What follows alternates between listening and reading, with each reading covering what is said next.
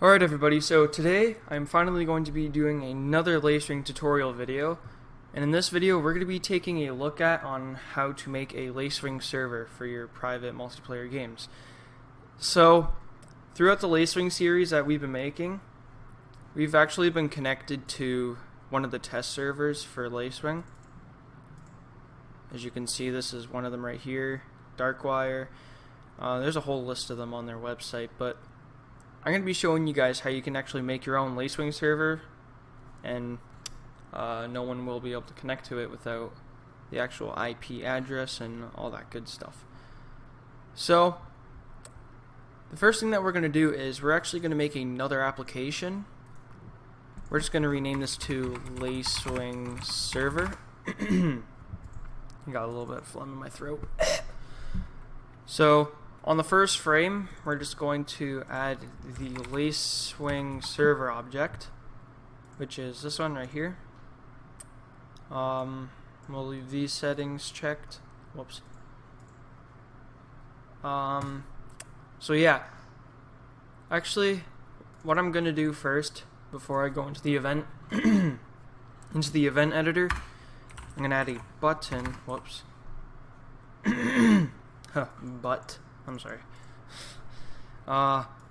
So in the first button, we're gonna make it say start server. Man, I'm just starting to talk a lot now, so it's kind of I'm sure you guys understand, but we're gonna clone this button and we're gonna make this one say stop server. Just like that, and we will put them pretty close to each other, maybe near the middle. And then we'll rename the object itself to start, and then the other one to stop. And then we can also add in a string object. We will have it, we'll just put it top left. And I guess maybe we'll just expand it a little bit, stretch it out. And we can also get rid of the text that's there. Okay, so I think the first thing that we're going to do is maybe make an always event. And under the string, we're going to change the eligible string to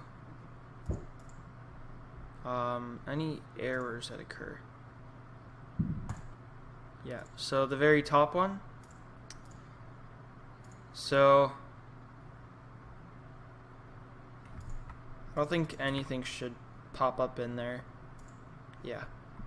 So if there's an error with the server, this string right here will type in the error string that we get. Yeah. So we'll just leave that there, and then we're going to make a group event, which is going to be called server. So start things off simple. We're going to make it when we click the start button. On button clicked, we are going to go under relay server and click host. Whoops. So don't get confused on this part. You can make any port that you want, but what I wouldn't recommend is making it like a bunch of numbers like that. Man, the phlegm's striking me hard today. So yeah, you can just put in a random number. I'd recommend either like 4 or 5 digits. So as this says right there at the default 6121, I think we'll just do that. Now the port can be anything, and I'm guessing Lacewing is recommending that we just do 6121. So man, it's attacking me bad. Okay, yeah, so 6121. So if we are to click the start button now, we should get a little pop-up message. Maybe not. F8 maybe.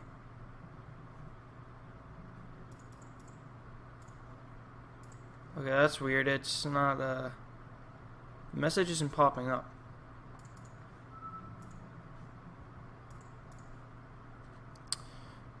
Actually, why is it not popping up? What? I'm actually going to build the application real quick. Maybe I just can't do it in Clickteam. So just call this server serve.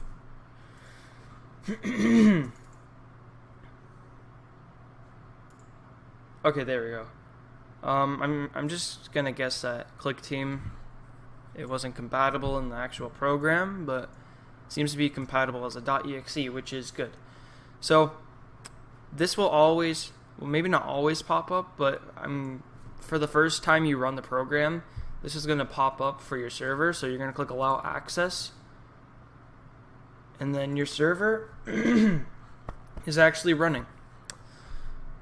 So we haven't actually made the stop server button yet, so we'll go do that now. So we'll go under the stop button. When it is clicked, we're going to go under Lacewing Relay Server and stop hosting. It's pretty simple. I'm going to rename this to error string, and I'm also going to clone it.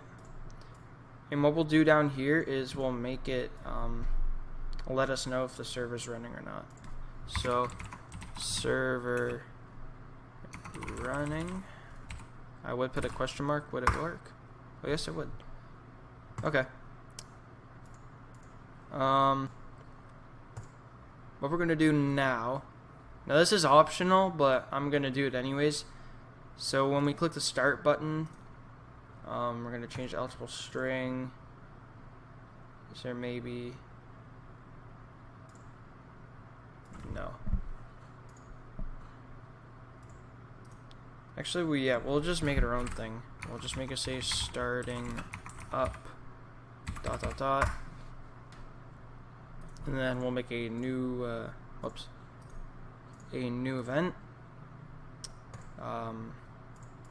If the Lacewing server is hosting, then we're gonna make this say server is up. I'm putting it all in caps. I don't know why. You gotta make it look good. So then when we click the stop server button, we'll make this say server closing ... and then connection. Would it be on disconnect? We'll just do on disconnect. We'll make it say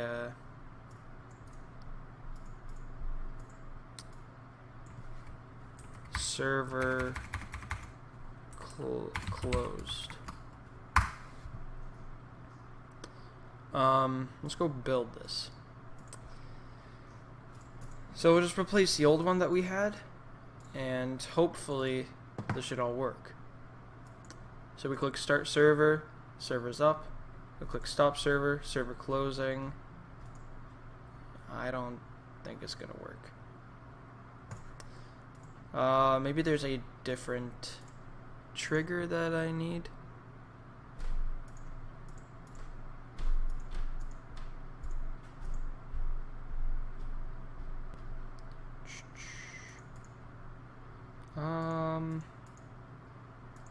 Maybe there isn't. We'll just do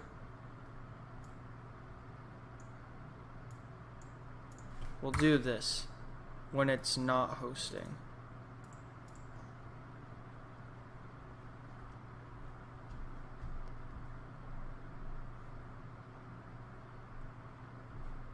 I'm trying to think, because if the server's not hosting at all, it's gonna keep on saying server closed.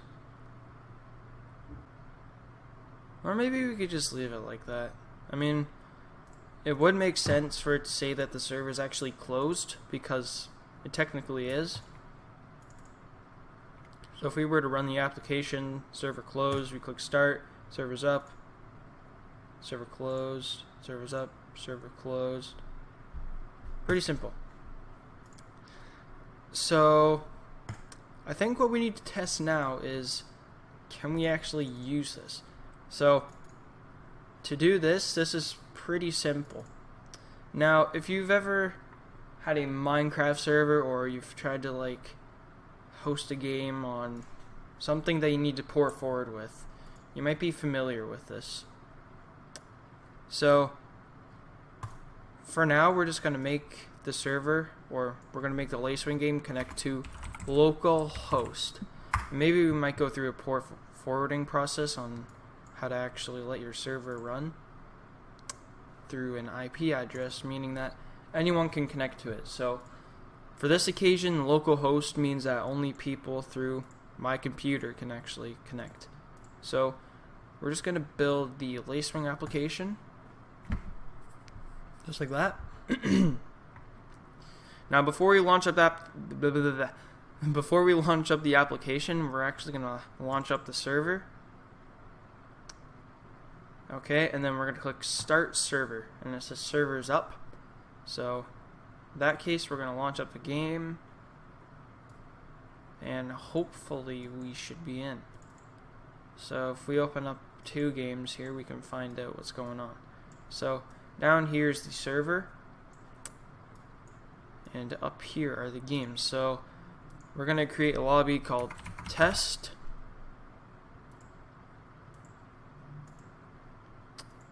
If we click refresh, we do have a server called Test, and everything on it seems to be working fine. Is chat working? Yep. Pretty good.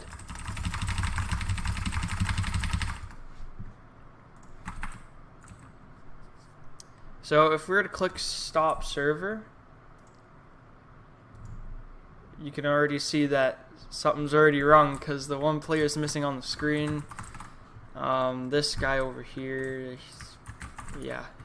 So when you click Stop Server, it's going to stop the peer networking system, meaning that there's going to be no more messages being sent. So the chat, you can already see it's screwed up. It doesn't even have the username anymore. So yeah. But I don't know if you start the server up again, it's gonna go back to normal. Yeah, it'll be screwed up. So yeah, that's pretty much all what there is to the Lacewing server. Okay everyone, so for this port forwarding process for your server, this actually includes your router, and you need to actually log into it from whatever web browser you're using. So usually you'll type in cmd admin, just like that. I don't know if this is running on admin, but you would open up cmd, type in iconfig, and you'll find this thing called default gateway. And if you type, oh no, not default gateway, I don't know, but like there's a little IP address that'll be down here. So example, mine's 192.168.0.1, which is usually what most routers have. So if you're to type this into your internet browser, it'll take you to a login page, and you got to type in your router's username and then the router's password. If you're not sure what it is usually on the back of the router, and you can type that stuff in. So for me to actually port forward, I have to go to this basic tab and then port forwarding. So you can see I got many things here, and the first thing that I'm going to do is going to click add rule. So the application name is going to be anything, so I'm just going to do Lacewing server, and then protocol. So for Lacewing, this is really important. We need to do TCP/UDP because I think TCP is for sending messages, and then UDP is for blasting messages. I'm not sure if I mix the two around, but yeah, this is what Lacewing runs off of, is TCP, UDP for sending messages. So public port range, we're going to do 6121, and then private port 6121, So then my local IP address. So it is not what you actually typed into your internet browser. It is this IP address called your IPv4. IPv4. IP4? Yeah. I don't know. I'm kind of stuttering over that, but we're gonna go back to the IP config, and you can see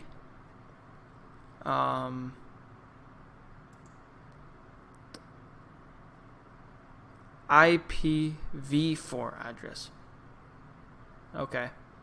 So yeah, this one right here, IPv4 address, which is 192.168.0.10. So 192.168.0.10. Just like that. Then we're going to click apply. Then we're going to save changes. And settings have been saved. Okay, so I'm going to blur the screen out on this part because I'm going to be showing my IP address onto the screen. And I wouldn't recommend giving this out as like into your Lacewing application because people can still data mine into it and get your IP address. So I'd probably recommend getting some sort of cover up. Like there's this old website that I found a while ago, and like you put in your IP address and it converts it into like something.moo.com or whatever. But I'm just going to be using just my flat out IP address. So at the start of frame, we're going to connect to my IP address. Oh, when you put in the IP, you have to do the little thingamabobber. I still don't know what it's called, but you got to do your IP. I mean, not your IP.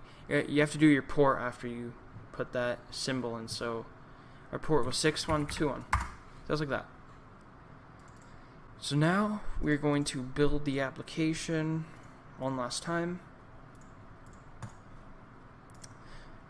We can close this and that. We'll relaunch the server.